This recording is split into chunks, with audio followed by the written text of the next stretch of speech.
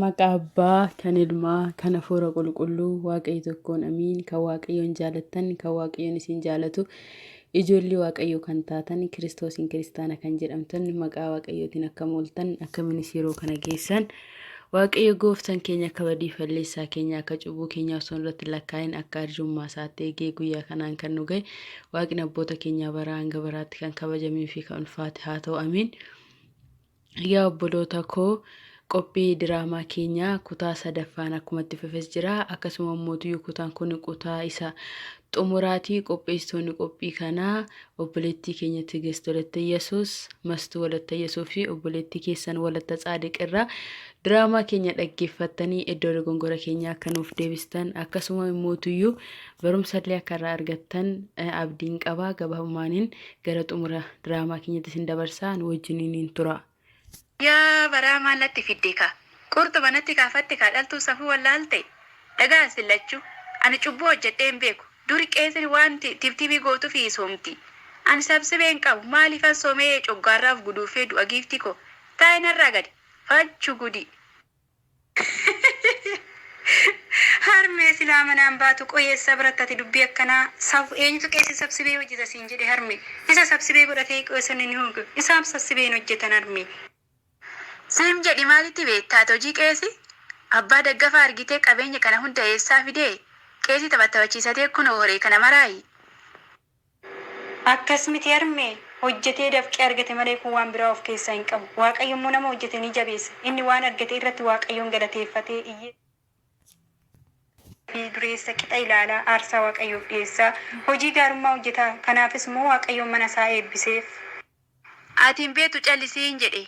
Ana bichaa jedhe seete har'a bakka tsuwwaa sanitti akkasitti yaasaa oolani. Egziyoo tsuwwaa irras teessanii nama hamattu harmee maaloo? Baadiyaasi kun hojii isaaniitti hamii maalii qaba? Nus ilmoo hojjanna yoom akka isaanii ta'anii kun ifa baheeraa sabsibee qaba. Harmee namni ija isaatiin argi jira sabsibee yoo godhatu moo calliftaniitu maasoftu waanuma qabeenya qabuuf qofa? Maaliin maal jedhee kana nutti hima? Nutuu jedha malee. Kun salphina isaa maal jedhee dubbata? Harmee tiyya kun cubbuu guddaadha. Abbaa duuba maqaa namaa kaasuun yoo dandeesse balleessa nama sanaa taa'aa itti gorsii barsiisi. Yoo hojii isaa hin taane kana hojjette jechuun sirrii miti osoo hin beekin icciitii isaa. Natti jammarti immoo kaafatte gaana kee caaltu. Ani waan namni jedhe malee ofii kiyyaa hin jenne gursi dabarsamuun taloo. Harmee abboommi Waaqayyoo keessaa tokko nama hin hamatin jedha. Kanaaf yoo namni dogongore waliin dogongoruu qabdu ati gorsuu qabda malee. Harmee koo dubbiin caaltuu hundumsaayyuu sirriidha. Abboommi Waaqayyoo keessaa inni tokko nama hin hamatinii, sobaan dhugaa namarratti hin bayinii ni jedha. Isin amma abbaan daggafaa sabsibee godhatee fi godhachuu baatee isaa wanti isin ija keessaniin argitanii yookiin gurra keessaniin abbicha dhimmaarra dhageessan tokkollee hin jiru. Abbaan daggafaa nama Waaqayyo sodaatudha. Nama hiyyeessa Waaqayyootiif harka hiixatudha. Kanaaf namni waanuma fe'eyyuu yoo jedhe, namni waanuma fe'eyyuu balleesse wajjin balleessu sun taane kuni dogongoraadha. Kuni garaa sirrii miti. Ija keenyaan hin argine. Keessa namaa kan beeku Waaqayyo qofaadha. Waaqayyo naa beeku jettanii dhiisuu qabdu malee yoo tokko balleesse tokko wajjin dogongoruun sirrii miti. Eeyyeen harmee osoo hin beekin cubbuu hojjechaa jiraatu jechuudha. Isinis faana tokko yoo tokko balleesse deebisuu malee waliin balleessuu qabuuree? Ijoollee ta'u waan namaa yoon dubbadhe Waaqni eessatti na argee cubbuu natti ta'a? Harmee ta'u Waaqayyo kan nuti afaan keenyaan baasnee dubbannu dhiisaati. Wanta nu laphee keenya keessatti, wanta nu sammuu keenya keessatti yaadnu beeka. Waaqayyo immoo iddoo hunda jira. Samii mana kootii, lafti ejjetaa miila kootiitii jedha macaafa qulqulluu irratti. Waaqayyoon iddoo hunda jira. Waaqayyo akka namaa hin rafu. Waaqayyo bakka hundatti nu tiksa. Waaqayyo bakka hundatti nu wajjin jira. Yaada keenya hunda, hojii keenya hunda, gaaris ta'ee badaas ta'ee Waaqayyoon ni arga. Waaqayyoon akka ilma namaa ija fooniitiin kan mul'atu miti. Waaqayyoon ija afuuratiin kan mul'atu malee. Kanaaf harmee koo Waaqayyoon nan arguu jedhanii, Waaqayyoon nun arguu waan fene yoo goone jedhanii booda ibidda si'oolitiif laatamu. Waaqayyo nu arga.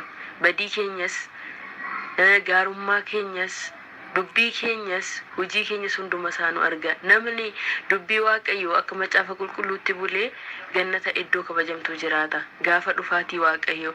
Namni mootiyyuu lakki jedhee nama hamatee abboommii isaa hin eegne mootiyyuu ibidda si'oolittiif laatama harmee koo. Waaqayyoon nu arga, waaqayyoon nu argu hin jedhina. Yee ijoollee, abiddi boolla keessa jira moo kan na gubu? Lakki harmee boolla keessa osoo hin taane samiirra jiraanna. Amma nuti abboommii waaqayyoo eegnee waaqayyo sodaannee amannee cuubbamnee yoo duune gannata seenna. Yoo waan badaa hojjenne immoo ibidda bara baraatti darbatamna. Way. Yaa anaa inuma salphadhee ammaan booda waan gaarii malee hin hojjedhu. Gannata seenuun barbaada. Ibidda asirrattuu nyaata bilcheessuu fi na gube na gaha.